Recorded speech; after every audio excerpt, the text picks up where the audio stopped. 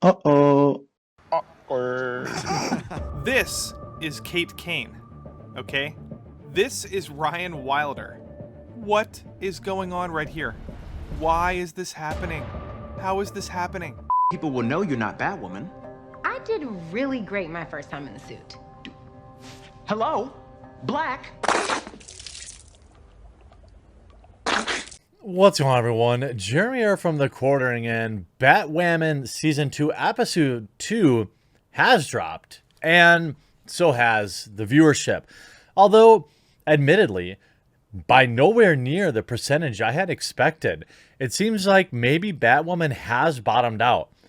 There's an interesting bit of excuse-making last week, though, that gets completely destroyed this week, because last week, we talked about, or media talked about, nobody was watching Batwoman because there was football on. Arguably, there was even bigger football games this week, and they still lost viewers. Not a ton, only 3%. That's not really anything to write home about. 659,000 last week, 642,000 this week. In fact, a little better information, a little better demo. The reason a demo is important, 1849 is the key buying demographic. That's who advertisers want to reach. So that's why they denote that. Obviously, Season 2 comes out of the gates in a brutal fashion compared to Season 1. That said, it's holding on. And there's been a couple of decent sketches or decent sections of the show. I really enjoyed how they kind of worked the new Batwoman in. That was smart. There's a couple of kind of like, as cringe as the comedy is on the show, there were a couple of kind of funny moments in episode 2.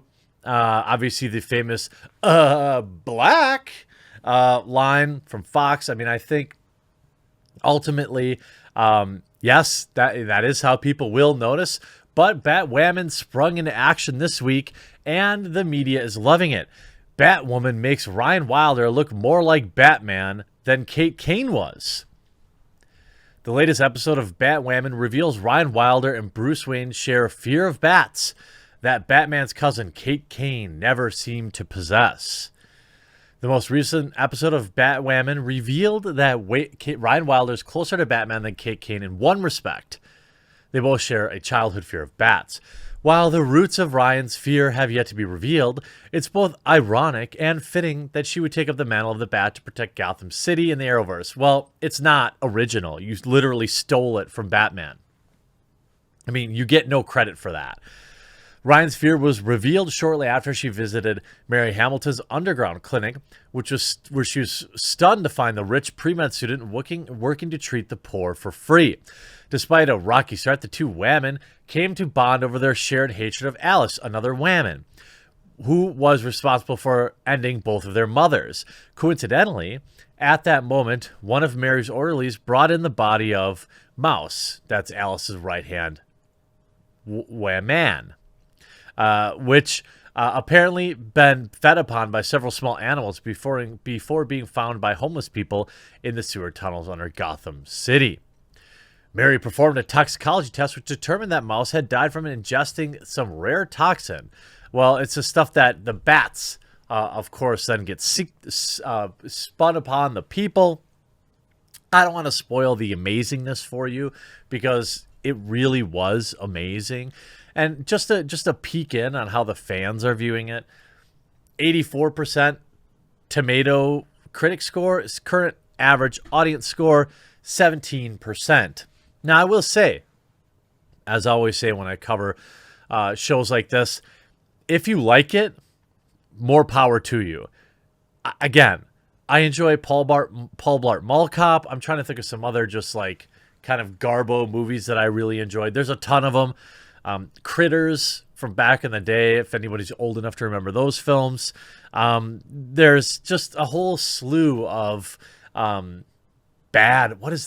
Tremors, comically bad film from the 90s or early or late 80s.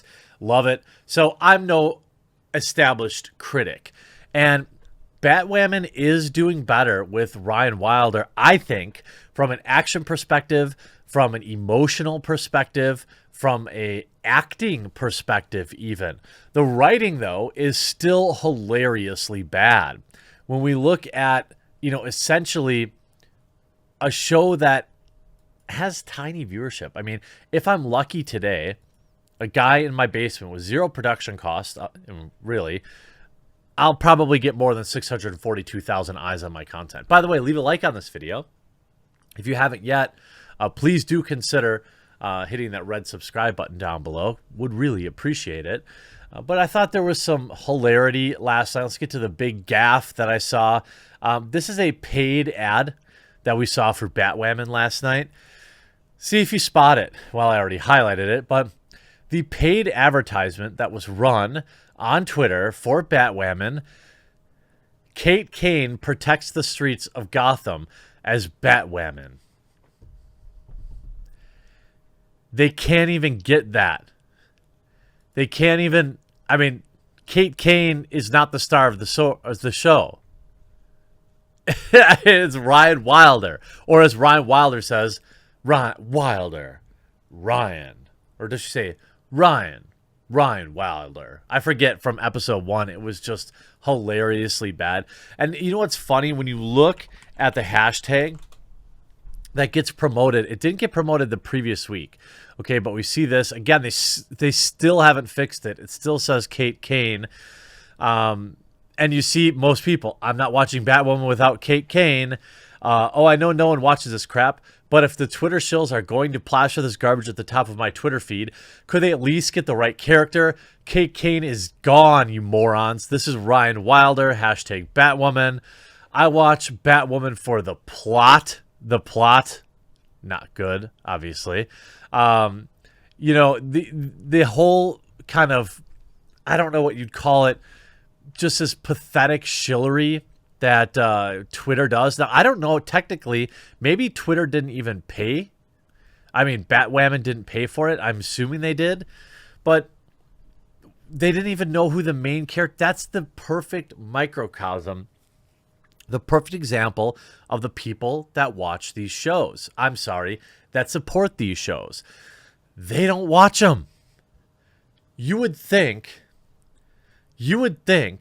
that if these so-called Twitter, like, this proves that the people on Twitter don't watch the show. You would think that fans of the show would be absolutely roasting them for calling it Kate Kane. And ultimately, it's the show is not great. It's the writing. You see this, Batwoman, who's still watching this awful mess of a show. I gave up on season 1, episode 5. It's cheesy. It's like what did my wife used to watch? Vampire Diaries. It's written in a way that, like, how do I say? It's made to be watched while you're working out or something. Like, you're not paying attention to it. That's why they do so much stuff. I mean, if you look at the official Twitter account, it's dead. 500 likes on your official Twitter account with 90,000 followers. The Batwoman TV show has fewer followers on Twitter than I do, and they can't get any kind of interaction. Oh, but they love the gay Batwoman signs. That's a big part of it. Gotta have that. Gotham loves Batwoman. She protect us all. 1, 2, 3... At least 3 LGBT pride Batwoman signs. Again, nothing wrong with that whatsoever. It's in the lore of the show. But that's what this kind of stuff gets likes and retweets. But nobody notices, fail. Twitter can't even do this right. It's Batwoman is just not great. Javicia Leslie, a fine actress, does a good job, I think. And she may actually be able to carry the show into a 3rd season. She may be able to, if they can stabilize. And look, let me be fair here too. Let's look at let's just look at Supergirl, right? I mean, any one of these other shows, really. Let's look at season 5 Supergirl. This is another example of a show that is just completely dead. Starts season 5, 1.2 million, ends the season with half. So if Batwoman follows this trend and ends with half of what they opened with, that means they could have as low as 300,000 viewers. So I don't know. I wish them the best of the luck. Hopefully they'll replace some of the writers, because the show is written like trash and it's holding it back. Hope you enjoyed this video. We'll talk to you again real soon.